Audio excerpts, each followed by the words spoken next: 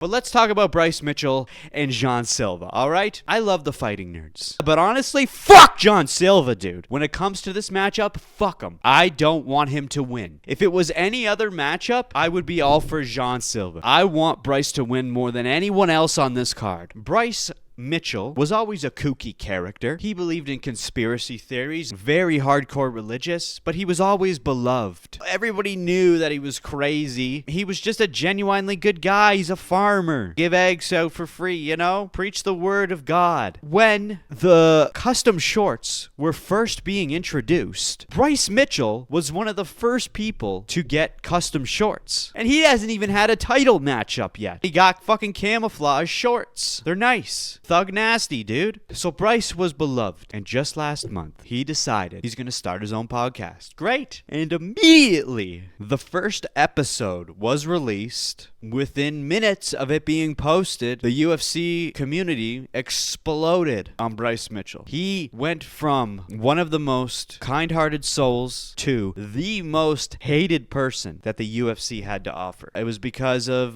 this here. I honestly think that he was a good guy based upon my own research. I really do think before he got on meth, he was a guy to go fishing with. After this episode was released, Dana had just finished a power slap event, and this is what he had to say. This business. For all of you that hate Bryce Mitchell, you get to see him hopefully get his ass whooped on global television. You know where I am with free speech? We're disgusted by it. I think he's probably one of the dumbest, literally one of the dumbest human beings. Out of all the dumb, ignorant shit I've heard in my life, this has to be the dumbest and most ignorant. People asked Bryce about this statement that Dana White had to say, and Bryce was like, I still have love for the UFC. I still have love for Dana. He doesn't like what I said. That's fine. So at that point of that press conference, there was no fight booked, but he was the most talked about thing at that time. Watch this full episode of the Dynamite Gizmo podcast by clicking the link in bio.